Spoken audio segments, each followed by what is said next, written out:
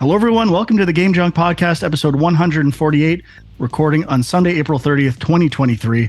My name is Frank. My name is Sean. And my name is Andrew. And on today's show, we'll be talking about Jedi Survivor. Star Wars Jedi Survivor. And we'll be giving our first impressions of that game, which, of course, will lead into the debacle of the PC port of this game. And PC ports in general. We'll get into it. And we'll talk a bit about the last case of Benedict Fox, which Sean and I have both played a bit of. Okay. Jedi Survivor. Huge release. Was delayed a few times. And it is out now. Huck, you might want to... I know you haven't played Survivor yet, but I also replayed Fallen Order, again, in its entirety, in the 4 days preceding Survivor, and 100%ed it. This time on PC with my new ultra-wide monitor, and my God, it was amazing. Excellent. It was so good. I love this game more than ever on this playthrough. I had so much fun. Part of it is some of the level design confusion. Having played the game a few times, I knew exactly what to do in certain scenarios. That would be my one criticism of that game, and some jank sliding stuff, but even that wasn't as bad as I remembered. But I was ready to go. I was worried, will I have done my typical thing, burn out on the previous game and be sick of it by the time I get to the new one? And I can definitively say, absolutely not. Star Wars Jedi Survivor is an amazing game. We're not going to factor in performance at this point. I'm just going to comment on the game itself. I do have some nitpicks, but in general, I love the game so far. I think in general, I just say in general. How many times have I said in general this show? A couple. The graphics are phenomenal. The first planet, Coruscant, I don't know if that's spoiler. You're going to see it the second you fire up the game. The second planet is more of an open area, and I think both look fantastic. Replaying the first one, the character models and lighting are so good in these games. So whatever Respawn is doing with that stuff, it is off the charts, fantastic. Love it. Love looking at this game. It looks so good. And kind of like BioWare, their creature designs, character designs, naming of things, which is to me kind of a big deal in Star Wars. They absolutely crush that type of stuff. Like, it feels like Star Wars, 100%. Turbo Dogs? Were you a fan of Turbo Dogs? Where are their turbo dogs? Well, like... You know what they call hot dogs in Star Wars? Yeah, early on, there's like a couple of stormtroopers, I think, and they're like, hey, you want to go for a turbo dog later? It is. I was joking. Yeah. Okay, so... I think there were some packages of turbo dogs in the garbage somewhere, too. So it's a thing, man. They're going to definitely have that at Disney Park in the near future. They probably do already. It's probably a tie-in. Yeah. But in terms of one thing I love about this game, it pretty much continues not directly where the first one left off. There's a gap of time. I like that story element, but you have almost all the same powers that you end the previous game with. It's not like a reset. And kind of like God of War Ragnarok, feels so far like they didn't mess things up too much. They took previously existing things, added to them, polished them, and I have just been loving my time with this game. Sean, how about you? I am really enjoying it as well. I'm playing it on PS5, and again, putting aside performance stuff, which we'll get to in a minute. I feel like it hasn't changed that much from Fallen Order from what I remember. I did not replay it prior to firing this up, but yeah, I mean, it looks great, and I think story-wise, I do kind of like where it's going. Like, at first I was like, he's kind of got this new crew, and I was like, what's up with this? I don't know if I'm feeling this. What's up with this crew? These aren't the people I remember. Yeah, but then they kind of bring in people, and there's reasons for stuff, and it all figures into the story. So I'm liking that. I'm on just the second planet now, kind of got past the second boss fight, I guess. Can I add a wrinkle to the characters and characters not being there in the passage of time? Certain characters, just how their look has changed, including Cal Kestis looks older, a little more mature, a lot more arm hair, at least than I remember in the first one. And other characters, the new models and again, hair treatments and stuff like that are so good. I love it. Yeah, I agree. Been enjoying the mullet and beard look for Cal Kestis. It's perfect. But yeah, I mean, I guess like I will say combat wise, I feel like it hasn't totally clicked for me yet. And I'm trying to like, I don't know if it's like I got to get back into like, because I didn't replay the first game, or if I just always kind of have slight issues with Souls-like stuff where it's like I don't get the parry windows quite right. Like there's 3 stances that you kind of get pretty early that you can switch between. And I thought the dual wield was going to be good for me because it seemed like it was more forgiving for parrying or something. Well, the force attack, the Y button attack or top button, whatever you want to call it, if you hold it, it will auto parry anything that's not unblockable. That requires right. And that was something in the first boss fight that I got really confused about. I kept getting to that point and hitting that button but not holding it. I didn't totally understand what I was supposed to do, and then I would die and I'd be like, what the hell? I was supposed to be auto parrying stuff. Yeah, you have to be really ahead on it. I agree. It's a little tough to know whether you've held it long enough. Yeah, but once it kicked in, it made more sense. And yeah, but I'm still kind of using like a dual bladed lightsaber for the most part, even though it's more for like crowd control stuff. I kind of find I'm always enjoying that the most. So yeah, I'm doing dual sabers because I played through the first game using single and double edged, or what's the official term? This is embarrassing. I think it's double bladed, dual wield, single wield. I think double bladed sounds right. And I've used those for a whole week, so I'm just using the new thing, having fun with it. It does get a little like tiring when you have to.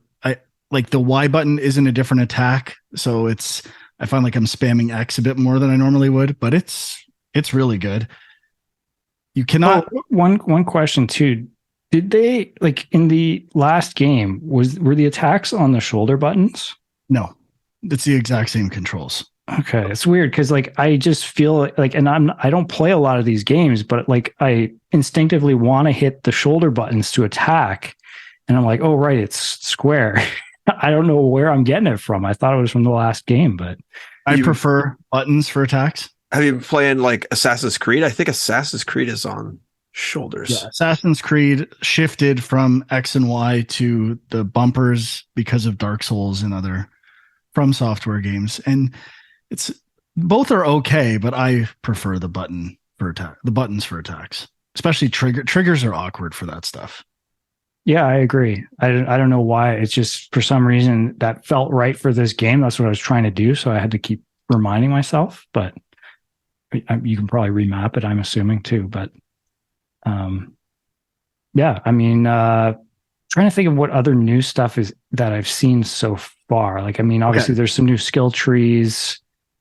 Well, they've removed the force freeze or time stop element during combat. That I used to use that all the time, and the slow or empowered slow, and they've switched that on RB to be a bunch of like confusing enemies commanding your ally in battle and stuff like that.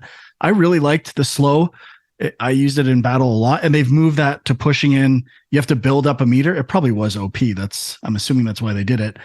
And it does motivate me to experiment more with push and pull, which I didn't do that much in the first game, except for pushing people off ledges. So I don't hate the design change, but the pushing in both thumbsticks slows down all the enemies around you after you charge it up, kind of like a rage attack in God of War. So I generally like that idea. They have a grappling hook that you get pretty early on, which I appreciate a lot. It makes traversal easier, especially when you get to. You don't use it that much, but if we're going to say that I like that, the weirdest thing in the whole game is how they introduce wall jumping.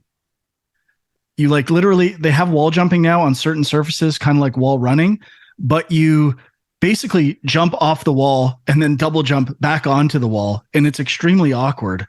And I'm like, why would I okay, as a designer, why do I need this wall jump if I have this like grappling hook? Just put a grappling spot on top of those things. It's kind of a pointless mechanic, but I anticipated it will change at some point, or you will use it. And you do in the typical double jump sections where it's like back and forth between walls where you wouldn't be able to look up and see a grapple point. So I just think it's a weird way to introduce it. Like you do it on a wall you're facing. And I feel like they should have introduced it later and just had you use the grapple there. I mean, we'll get into introducing jump mechanics in awkward ways in Benedict Fox, but that's a bit of a design fail in my opinion. My other mild criticism, I feel like I'm really getting a lot of cutscenes and they're kind of slow paced. I'm like, okay, like let's go. I want to play the game. Take notes from the first Uncharted. Anyone who's making cinematic games, let's get to the point. I don't need long calculated pauses and breaths. Let's get some edits in there. Let's make this thing pop. This is a Star Wars game. I want action and fun.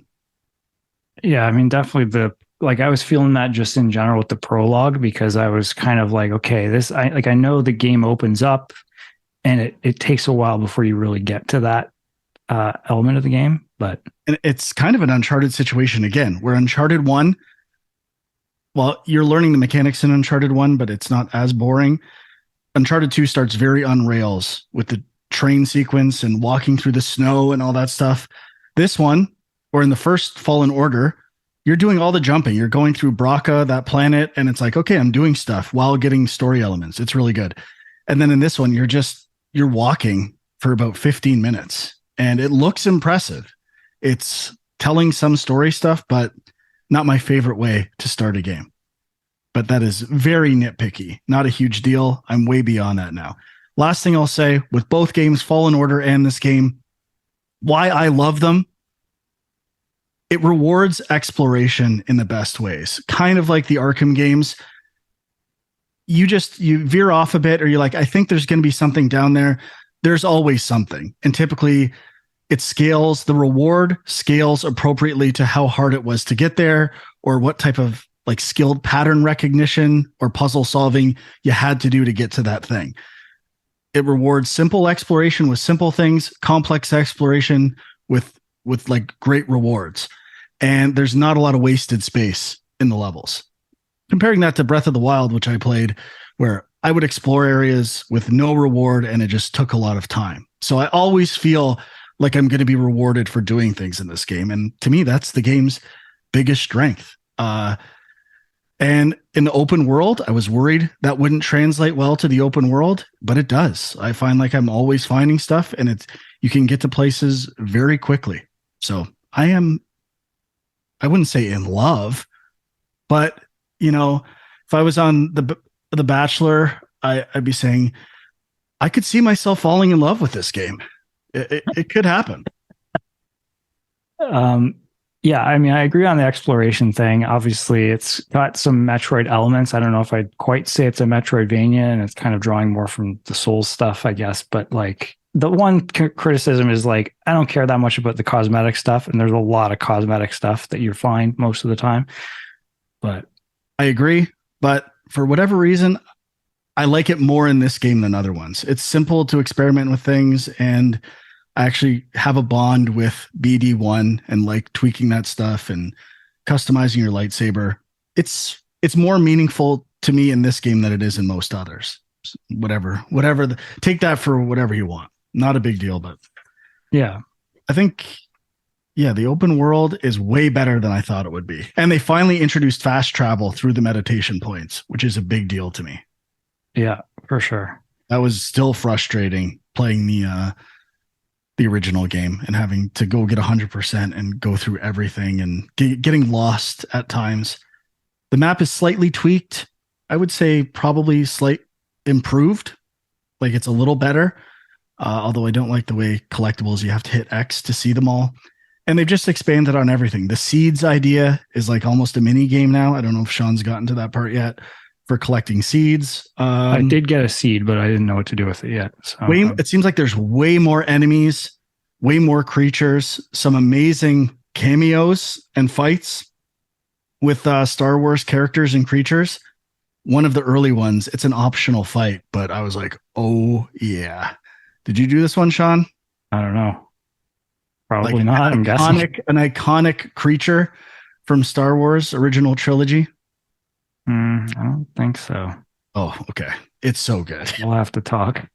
Oh yeah, it's amazing, and it's totally optional, and it's a very hard fight. That one I had to do like 5 or 6 times, but it was worth it. It ruled. For So good. for the fast travel stuff you're talking about, when you do the fast travel, does it reset the enemies like as if you're arrested, or does it keep like your progress? Like, Yeah, I'm pretty sure it reset. It's as if you rested at that spot, but right. Okay. it's Makes pretty sense. easy to jump around places, which is so welcome in this game, especially now that it's open world. And some of the areas, I would say in general, every planet feels a lot bigger. And in the open world, they've added kind of side quests called rumors. There's lots of stuff to find, and I'm enjoying finding it. I've been exploring quite a bit. Cool. Yeah. I mean, the only other minor criticism, I feel like there's still a little bit of kind of the glitchy platforming stuff. Like it's not nearly as bad as the first game was for that, but I just, things where you like walk out across a pole and you got to jump across and land on another pole. And it's like, if you're not exactly right on, you just fall. Dax mentioned that as well. I've been talking to Dax about it. He is loving it. If we review this, he is in 100%. And I don't have that issue that much, especially compared to other games I play.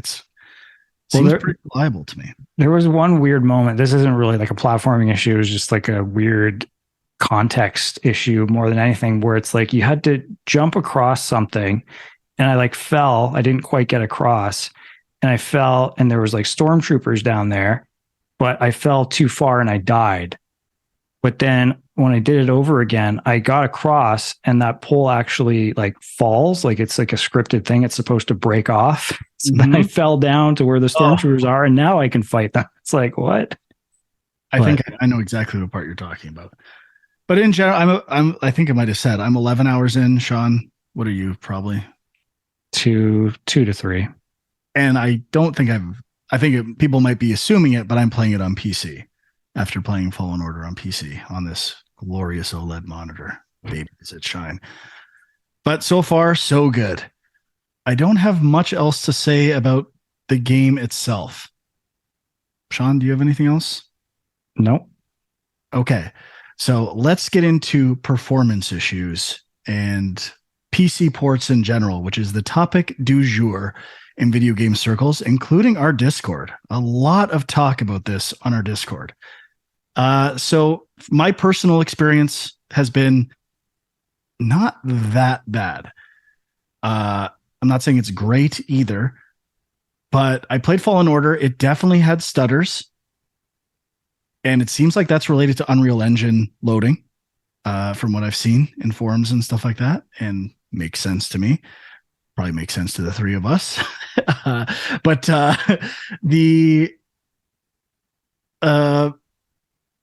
my frame rate, I'd say I'm playing at full graphics, everything, the highest settings on everything, and ray tracing on, and I'm averaging between 30 and 45 frames per second, I'd say.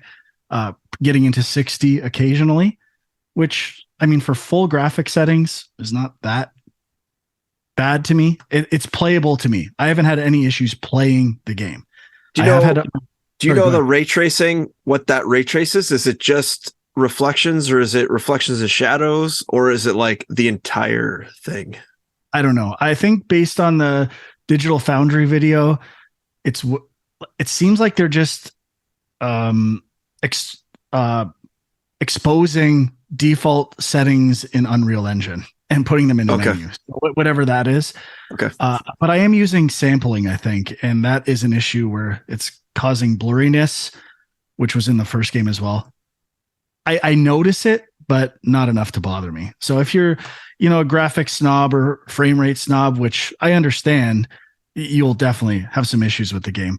And I had my first crash, and I isolated the crash. I think I updated my NVIDIA drivers halfway through, like playing the game, I realized I didn't have the latest drivers, and then I was getting crashes when I loaded a certain area, and I'm like, oh, it's I'm assuming it's related to compiled shaders because that's what everyone's talking about this game. And I cleared my DirectX shader cache in Windows, and that fixed it. Still annoying. Like if I didn't know about this stuff, I'd be like, what the fuck? This is bullshit. So like it is definitely frustrating. And the last bug I'll point out, I think it was Dustin in the Discord who mentioned getting a menu that was something happened in your game where you might be locked out of events. It's like the order you did things could potentially break future events in the game. So it knows it's a problem inside the game. It's detected these scenarios and says, do you want to go back to the previous viable save? Which means they're backing up saves at some point because they know this is an issue, and then letting you pick between the two.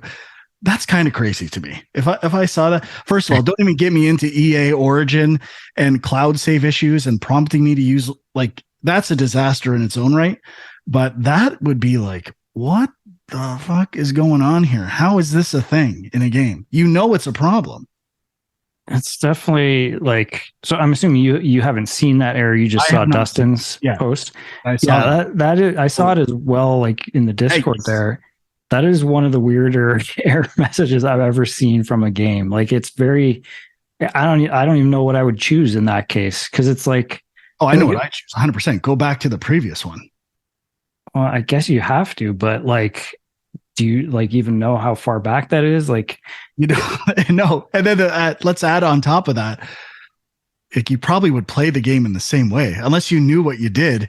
Be like, well, what did I even do? I always, like, if I go back to an old save, I kind of do the same thing I did before. So I don't want to use this word, but it's terrifying. It is it would be a terrifying experience. And I empathize with Dustin 100%. Yeah. And I'm looking at that error right now, and it doesn't even seem to really tell you. Well, I guess it does tell you how far back your save was, but I mean, it doesn't really tell you where in the story, I don't think. Yeah, so it's just like the timestamp or whatever. Yeah, right? so I mean, you don't really even know how much progress you're losing necessarily. Oh. That's really strange, and yeah, like, and obviously know it's a problem, and it feels like a design problem. Like people can do things in an order that is unoptimal, or they're not gating. Which, yeah, I mean, it feels to me like something that maybe is not like an error that was intended for public consumption. It was sort of like a backup error that they had in the code just in case you ever got to this weird scenario, but they didn't expect people would. Yeah, obviously people are. So that's when I first saw it, I thought that it was like a reconcile save file issue where like it doesn't know which one to save. Do you want to use the cloud or do you want to use like your local save? But that's not it at all. It's like completely story based, very strange. I'm really shocked that even is being displayed to a user, and that they even have that check in there that it would be possible. Look, let's add to it. It's a shocking and terrifying debacle.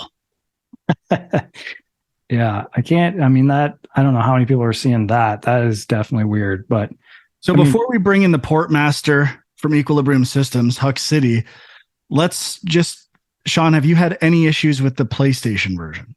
No, I was just going to say it's been good. I had read and just kind of immediately went to quality mode instead of performance mode, which maybe is counterintuitive. But because that's locked to 30 frames per second, you don't get any stuttering or anything like that. So I can't comment on if I was on performance, if I would have been getting that on the PS5, but I had read that some people were getting some stuttering.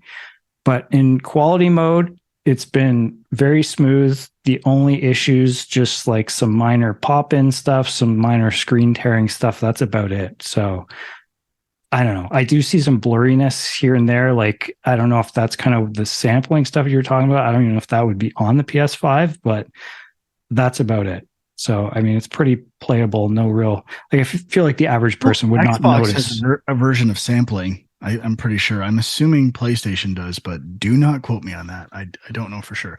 Console porting master. Is there sampling on those consoles? Well, I mean, you could always do software sampling if you really wanted to go crazy, but Okay. you're talking about like anti-aliasing sampling, like that kind of stuff. Well, no, is it like DLSS, the built like Oh, the that video? stuff. That's like, yeah, okay. That I think Xbox has it. yeah, they may. I can't remember. Yeah, most of the stuff. See, most of the ports I'm doing, I'm not totally pushing all these boundaries. I kind of like, you know, take what the company wants to do and then make sure it runs at least 30. So it's not necessarily, I'm not diving in trying to super optimize everything to make sure it runs great. But I must say, going to the PC issues that people are having, PC ports are by far the hardest thing because there is no standardized hardware. Everyone could have anything. You have AMD, you have an NVIDIA, you have all different types of CPUs, you have all different types of CPU speeds. So you are basically trying to guess through your settings that you set up what might work for, the majority of people. And then you have to hope that Windows knows how to, make sure all the hardware talks properly together and hope it kind of turns out okay.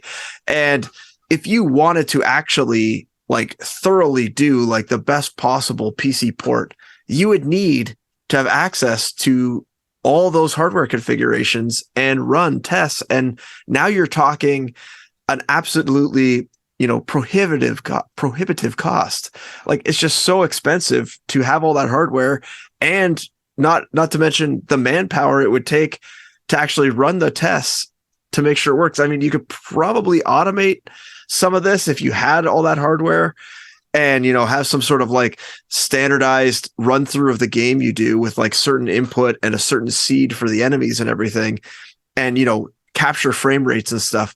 But even then, like you're talking, there's so many variables on every person's PC. Yeah, you're talking like a ton of variation there. People could have this discussion though in terms of Survivor. The general thought, I think, a lot of the times with PC ports is you can throw processing, memory, GPU, RAM, other things at the problem and get your performance up. Where this seems to be the one exception that I've heard of lately, anyway, where that does not help. Even the fastest computers are still limited in the same ways. A lot of the issues seem to be CPU bound rather than GPU bound. And in the Digital Foundry video, they are using like only a fraction of GPU processing while maxing out CPU, which I'm assuming is just a byproduct of taking prioritizing console ports and then moving it over to PC. But I know very little about that type of thing. But I guess I'm not surprised entirely, but it is a little disappointing. Yeah, the CPU thing is weird. You're almost like in a big game like this, you would almost just like kind of assume it would be GPU bound. But I wonder, it's good. Like it looks amazing. Yeah, well, especially if you're running like the ray tracing and stuff, that would all be GPU. There's just like a lot. I don't know, like if they're using Unreal Engine, like maybe it's how they've set up the world streaming stuff. Because Unreal Engine 5, which I'm probably sure they don't use for this game, has this new like open world kind of like they call it one file per actor system, which is supposed to make it way easier to stream games. And I'm assuming this is not running Unreal Engine 5. I'm assuming it's some version of Unreal Engine 4 that they've hacked together some system to stream their open world. So I would guess that's probably where the CPU bounding is coming from. I like from what I've seen, there's not like this type of thing for streaming in Unity. Like it's switching to like a data organized version of code and stuff like that rather than your typical object oriented.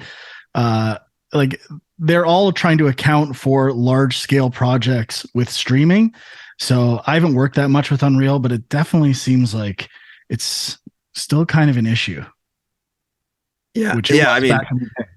I mean, Unreal Engine 5 has improved it substantially, but I'm sure. I mean, you'd think if this was a widespread or like an Unreal Engine specific thing, that you'd be noticing the same sort of issue with like Hogwarts Legacy, which you're not really. And is Hogwarts Legacy on PC? I think it is, right? It is. I mean, that game was on, someone put a meme in the Discord of 2023 ports for PC and saying they've all been a disaster basically, and included Hogwarts Legacy. I don't recall hearing like super bad stuff about that. You're on the PC Discord right now. Can you see if you can find that image? I did see that image when it was first posted. Yeah. But I want to remember some of the games because I think Forspoken was on there. I think it's in the PC. It's in the PC channel. It's just a few posts up. I don't have Discord on. Okay. Forspoken, Wild Hearts, Hogwarts. Yep. Wolong, Last of Us Part 2, and then Jedi Survivor.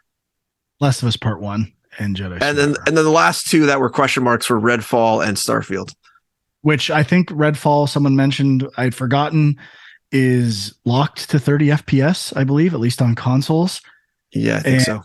Starfield, as I said on the Discord, you can move that to the 2024 version of that meme. Yeah. Definitely. Yeah, it kind of brings up the question though, like, so I think part of what's going on, like there used to be a lot of publishers that just weren't even doing PC ports, right? But I think more people are starting to see that there's a market there. Like obviously Sony has been starting to do that. So people are like, oh, there's money to be made here, but maybe they're not quite prepared for just how complicated that can be. So I don't know if that's why. I'm just trying to understand, like, is it just that we're hearing about it more now, or is it worse than it's ever been? Like, I really don't get it. I'm going to play devil's advocate a bit here. If I was like, I don't know, in charge of a game or something like that, I'd definitely be considering the fact that it seems like nothing you ever do is good enough for the PC audience ever. Yeah. And that's even a factor, like Embers of Miriam a long time ago, like we would get like, we were basically a 3-person team. And people are like, well, it's bullshit that this isn't here. We don't have support for this resolution and all this stuff. And sometimes you can't even think of all the things people are going to expect from a game. I make less excuses for a company the size of this one that has like endless money at its disposal, or next to endless, I guess. But it is like, PC gamers are always going to be angry about whatever you do. So it's like, you never get praise. What was the last game people praised? Like, oh, this is the best PC port ever. It's never happened that I can remember. Yeah. I think also with the PC in general, or like Steam specifically, is that we are just now starting to get like really high-end console games ported to the PC.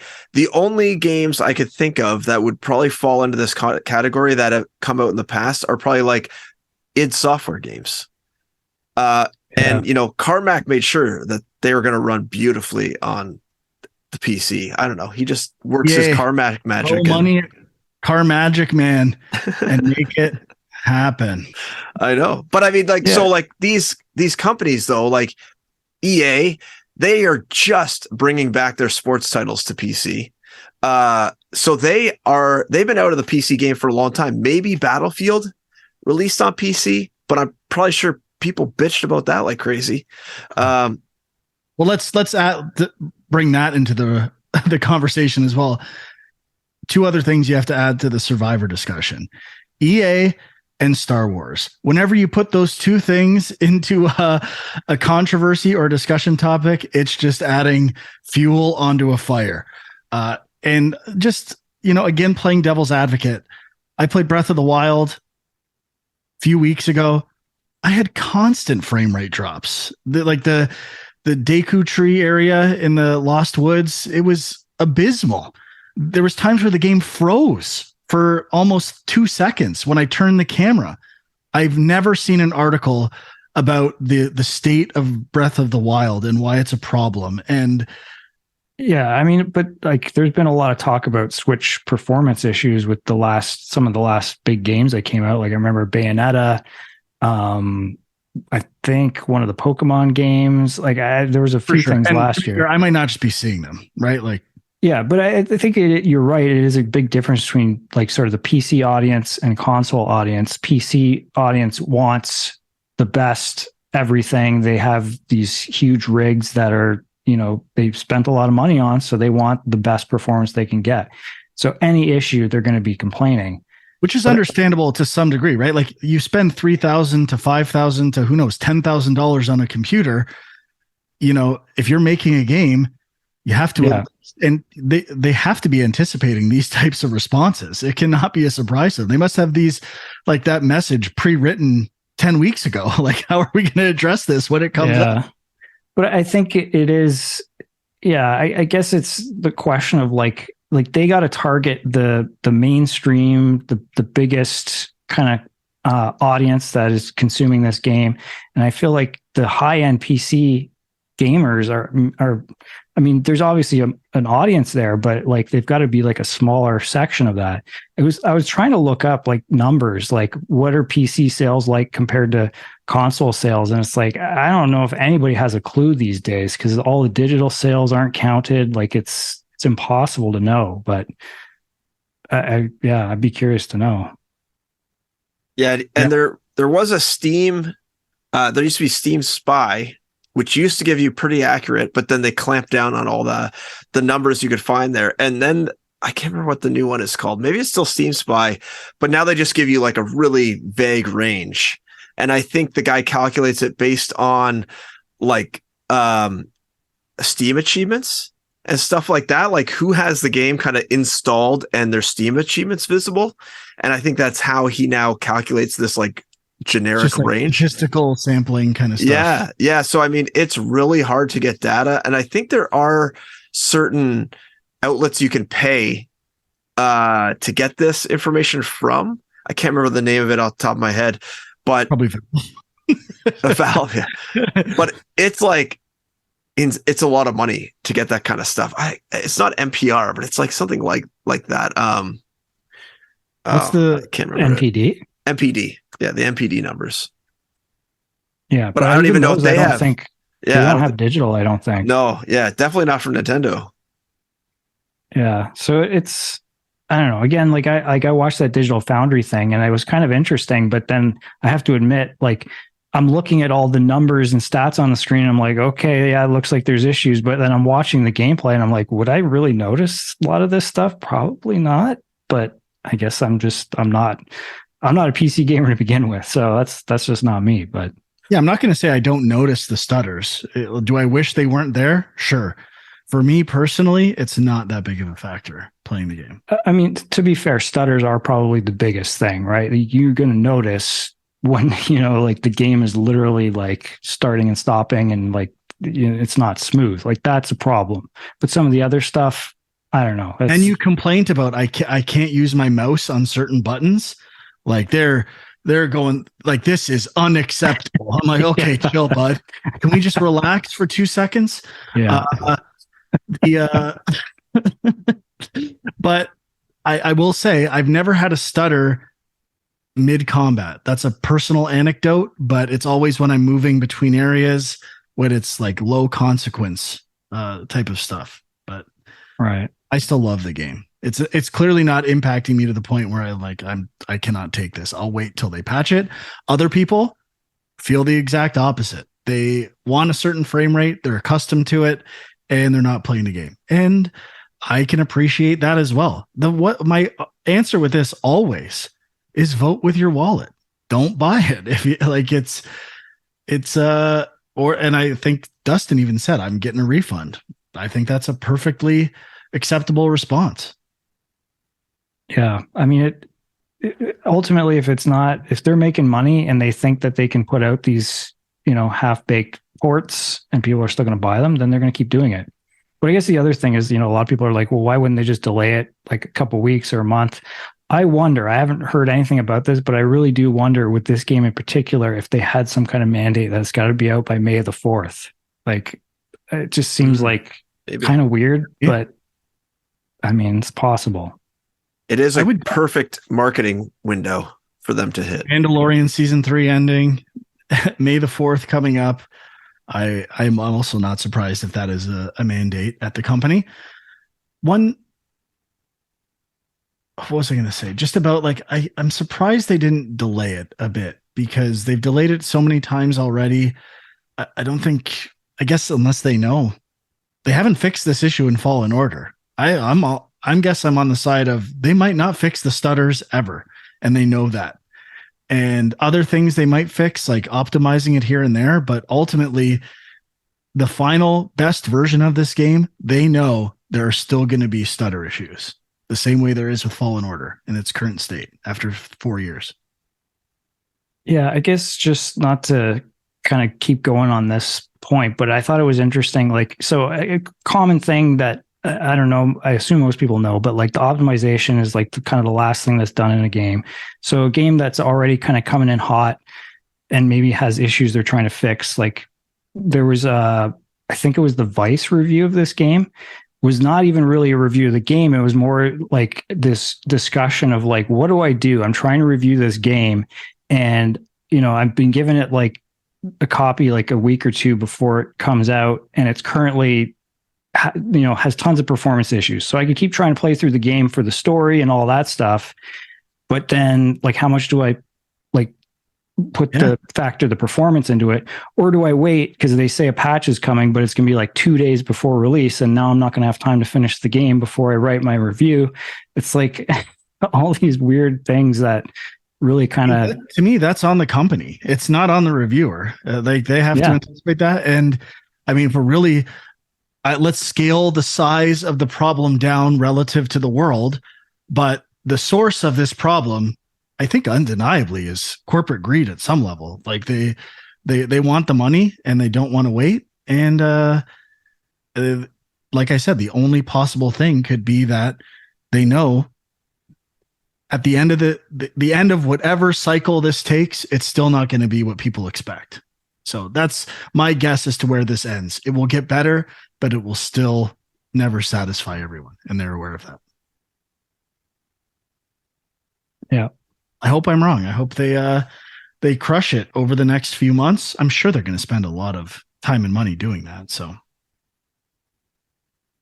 yeah, I mean, there was some talk about Gotham Knights, which I guess had performance issues when it came out, and I guess they've fixed a lot of them now. So, but that's like 6 months later or something. So it takes a while. See, this is why I have the best style of gaming. I just wait until it comes to Game Pass or until it goes on a crazy sale, and then I play it, or I get it from the library, and I wait my turn. PC games from the library. I know. Soon I gotta figure out some way around that. I mean, Steam sales make it pretty great to be a Steam sale or to be a PC gamer, but like, yeah, for a game like this, I have a feeling the cuts won't be as deep in the prices for a long time. I agree. The sales are getting fewer and further between, which I generally support. I think games make themselves way too cheap too early. What was the last? Oh, but what's the cut on Steam? I forget. For being on the Steam store. Is it 70-30? Okay. That's the weird thing to me, where if they were negotiating, I don't know if big games, I think some big games negotiate smaller cuts, like on Sony's and Xbox's store, and kind of quid pro quo scenarios with publishers and console makers. I'm surprised they're not incentivized to push a game that's this like highly anticipated to whatever channel is going to get them the most money. And I think maybe the whole failure point of this whole thing is that Origin sucks and its integration with Steam is appreciated, but still kind of abysmal.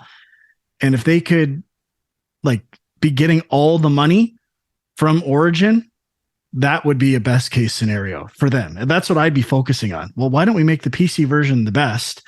Launch it on PC first, where we get 100% of the profits from Origin, and then put it to consoles. But obviously, the install base and they've done the math on that, but that seems like a missing opportunity to me. Well, hey, Crime Boss Rocky City launched first on PC on the Epic Game Store, so they know what they're doing. Well, and that's a smaller cut too, right? So, yeah. If people really, all the people who could not wait to play that game with Chuck Norris, they had to get on the Epic Game Store. Yeah. All right. I feel like we're missing a few key points here, but I can't think of anything else.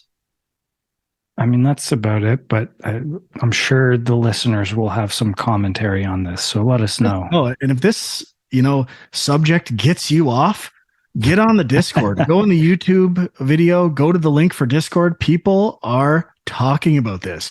People are losing it on there. You got to be part of the discussion. All right. Definitely. Okay. I think that's it for the PC debacle. Let's get into what we played. I think there's only one game that Sean and I played. Huck, do you have anything? Do you want to go first? I did. Yeah, I did remember. I did play a little bit more of the RE4 remake, and yeah, the Discord, they are rabid RE, like they're dissecting Resident Evil constantly. They're not going to like this. I'll tell you that right now. Do this at your own risk. I will do it at my own risk, and I will accept all the criticism. But I tried to force feed this game, and I suck at it. I really am horrible at this game, and I was dying so much that I can't do it anymore. I don't even think I played it on hard. Or no, maybe I did play it on normal or whatever the normal is. I can't remember, but I was just dying. I don't remember being so like overwhelmed with just like so many dudes at the same time. And I appreciate the like random bobs of the head to make them hard to hit and stuff. But let me tell you, when someone's like charging at you with a pitchfork, I don't want that random bob anymore. I want to be able to hit them so they don't hit me, kind of thing. And I don't know if I really appreciate the knife breaking. I feel like that's like I use that a lot, and as soon as it breaks, I'm like, oh damn it! Like now I gotta try to repair this thing or whatever. And I definitely feel like I would lean on that way more and want to lean on that way more than I can. But yeah, so I didn't get very far. For those of you who are trying to figure this out, Huck is getting frustrated with the initial town square village section where you get. I made it past there though. Oh, you did? Okay. Yeah, but I did die a lot on the initial village, and then I ended up. Sean told me, "Oh, you got to run into this specific building." Okay, so then it's a timed element. I think it's either a combination of killing a certain amount of enemies and surviving for a certain amount of time. Oh, okay. Yeah, and that's where like I feel Huck's pain. Like that section I found difficult as well, but I kind of forgot that it was more about holding them off than it was killing them all. Because I was like, I'm never going to kill all these guys, but it's like it's a time thing, as you said. Yeah, so I did finally make it past there after a couple more trial and errors after the hints from you guys, and then I got to the section where it's kind of like a windy canyon. I guess that's kind of like after the first farm area, and then you kind of go through the factory. Yeah, what'd you say? Right, the infamous Windy Canyon. Oh, okay, the infamous Windy Canyon. I don't know. I'm like I said, I'm out of the RE4 loop. Is this the area with like the rope bridge and like the ladders and all that stuff? Yeah, and like there's some exploding barrels around. Oh, yeah. And I must say, I like hop down into this area. I take, I don't know, 3 steps, not even. All of a sudden, people are chucking axes at me. They're jumping down from everywhere. I'm like, I don't even know where to go. I even had time to like look around in this place. And all of a sudden, I'm swarmed by, 20 guys or something. I'm trying to shoot the exploding barrel. that I can see, and all I'm doing is hitting guys. The only time I don't want to hit them, I'm not hitting them, or I want to miss them, I'm hitting them. And I just like, I can't do this anymore. I'm just too frustrated with dying. I tried that area, I don't know, 3-4 times, and then I'm like, that's it. I'm done. I can't do it anymore. I don't have the patience. I'm too old. I'm too, jaded. I'd have to probably bump it down to like super easy if there's a super easy mode. And I just wasn't willing to put in the time to get through it. I appreciate it for what it is. I think it really does the survival horror well. I like the gameplay mechanics. I just was finding it too difficult. So don't know. I'm no longer a gamer. That's all I have to say. I mean, those are the two areas I had problems with for sure. And that second area, I eventually just kind of looked up, like, where am I actually supposed to go here? And once I knew the points I had to kind of get to, that helped. But yeah, I mean, it's just, I definitely don't remember the hordes being that. And I'm sure it wasn't, because you couldn't like run and gun in the original. But yeah, it's just a lot of people coming after you. Mm-hmm. So I don't know. I just had a hard time, and I eventually just gave up. So I don't know if that's a design flaw or I'm just shit. I'm not sure yet. I don't know where it lands, but it definitely felt more like they are throwing everything at you right away, way too soon in this game, with the initial village part, and then also this Windy Canyon part. I really wanted to get to like the lake part. I remember that lake battle being pretty iconic, but I can't do it. So, well, I have to say I disagree, but and I'm disappointed you're not enjoying the game, but I'm a bit of a poser myself. I've not gone back to the game, and I will ASAP. I just hope I have enough time in between Survivor and Tears of the Kingdom. I gotta get RE4 out, and I gotta get Dead Space off the list. I gotta go back to Wo Long. There's too many. Yeah. Speaking of overwhelming and frustrating, let's get into what Sean and I played. The last case of Benedict Fox, which launched on Game Pass and PC. I'm not sure if it's out on PlayStation, but this came out on Tuesday or Friday. Can't remember which one. We've both played about an hour or so. Sean, this is right up your alley. This is a Metroid-like, Lovecraft-inspired, detective-y. If there's a game that screams Sean Dwyer, it is this game. So to you, sir. Yeah, I mean, it was on my list. It was a big week for releases, as I said. I was definitely looking forward to it. And but I also had this feeling like, the stuff I've seen from the game, like, is it too much on like the story side of things and not enough on the Metroid gameplay side of things? You know what I mean? And I'd say it kind of is, but I was liking the game. But definitely some weird design decisions. I know you've got a list of things there, Frank, you're going to go through, but my notes for the show.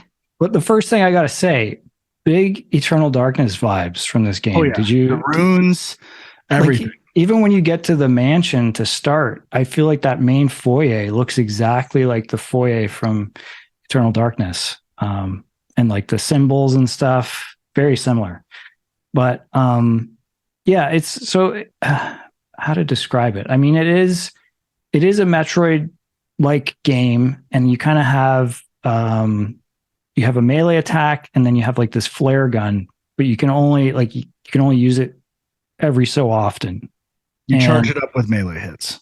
And I definitely found that the aiming for the flare gun, for whatever reason, I can't remember what button. You have to hold down a button, and then I think your instinct is probably to aim with the right stick when you have LB held, but you have to do it with the left stick because right stick is dodge. Yeah. So that at first I kept doing that, where it's like I come to an enemy and I try to use the right thumbstick, but then I'd be like dodging into them instead of aiming. And I was getting frustrated with that. But, it just has the feel of like a little bit sluggish combat, like not super polished on that stuff. But I did kind of like the exploring the mansion and some of the story elements that were there. And I'm trying to think what else kind of stuck out to me. But I mean, I'll mention one thing you haven't said yet. okay. The game looks amazing. Oh yeah, that it looked way better than I expected. The foreground elements in this game, and I really like the system of the D-pad, because there's times you can interact with multiple things and use the D-pad to pick what you interact with, and I think that works extremely well. And it's interesting. It's intuitive interacting with things in the foreground and the background, at least from, and when you're close to something you can interact with, there's like this effect that plays over it and goes towards it. So exploring and interacting, very strong, and visually blew my expectations away. I had seen video of it before. Seeing it running on a computer, it was even better than I thought it would be. Yeah, definitely agree on that. Especially when you get to the one, I guess you go into someone's mind, right? Or memories kind of thing, kind of like Inception. Sean and I watched the COBOL motion comic before the show. And like that area looked way too good. The foreground elements like look creepy. It's like a lot of good color pacing. Looks wise, for an indie game, I'd give it a 10. Now there's definitely a lot of design issues for me. Number one, I don't understand this. The way double jump is handled in this game, I hate to go there again. It's a debacle. First of all, the double jump is context sensitive. And in the intro tutorial, you find out like this kind of purple guide that's in this thing you have goes and tells you when you can double jump and when you can't. My instinct as a designer is that's a really bad idea. Especially double jump. That's like something you get into the habit of doing. It becomes something you rely on. To make a double jump context sensitive, my only word I can think of is yikes. And then you lose it immediately after the tutorial. So I'm like, oh, okay, I'm going to double jump to all these things. To me, it wasn't clear that the thing that lets me double jump, I lost, that it was that little thing that let me double jump. I'm like, oh, okay, I guess I can't double jump anymore. I eventually figured it out.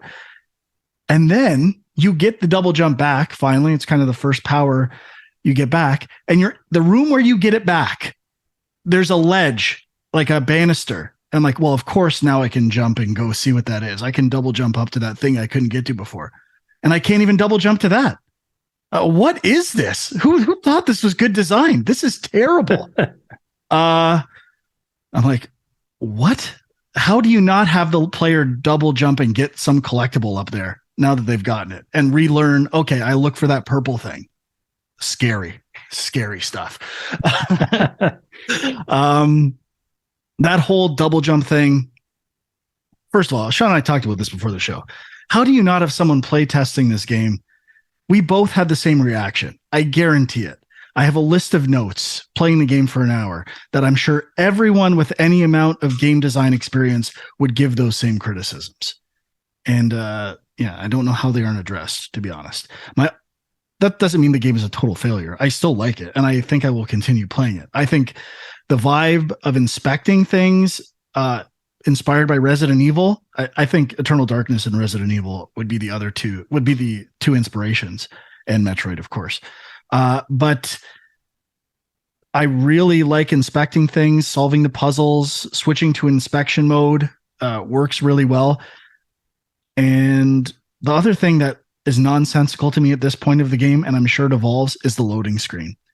It's a weathered surface with a white line on it with zero context. I'm assuming as you keep playing the game, things start getting written on that or something happens. I hope, I pray to God that's what happens. Otherwise, that is a disaster.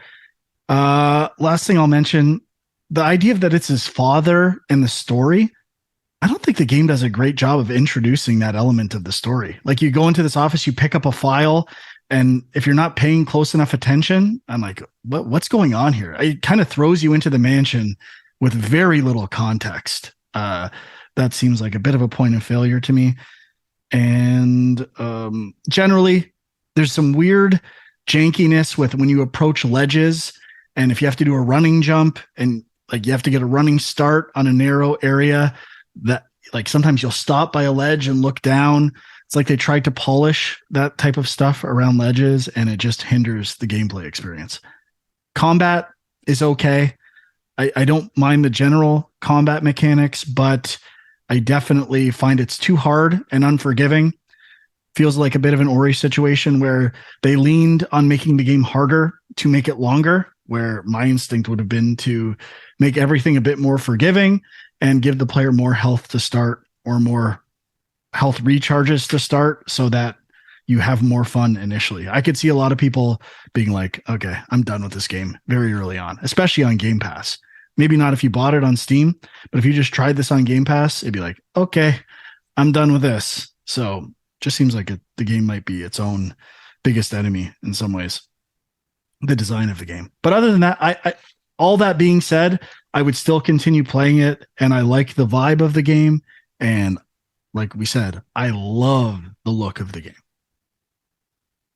Yeah, I guess two like very minor, but things you agree that with all my criticisms, or yeah, definitely. But it's the two things that I'll add to your list that just like stood out to me as strange. They're not like they don't break the game. They're not terrible, but I don't get it.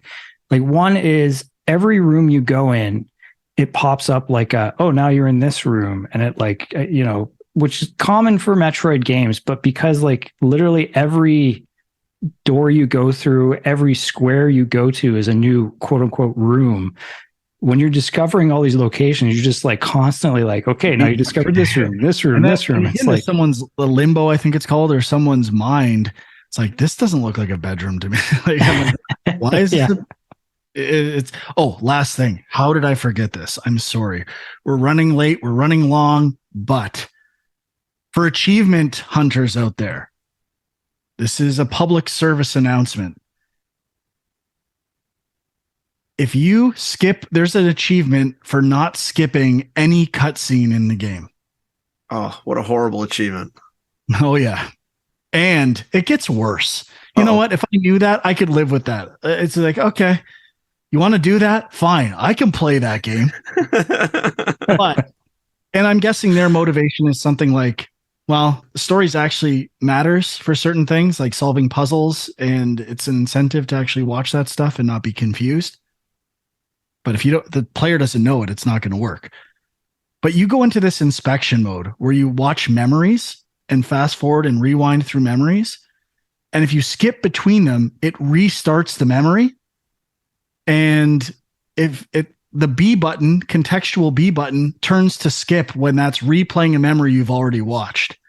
And I'm like, if I skip out of this, am I going to lose this achievement? And it's all I'm thinking about. I'm like, I want to get out of this so bad. And, maybe it's punishment. Maybe it's they're trolling people like me. I don't care. It just drives me nuts. That is a terrible decision. Yeah, I didn't know about the achievement part of that, but I think I skipped a couple things that I didn't mean to skip. And you mentioned the story, how it kind of just throws you in.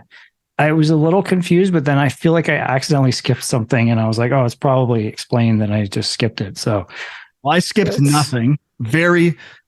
I was very calculated and never skipped a thing. And I still was a little confused. I mean, that could be a Lovecraft element too, like kind of throwing you into the world.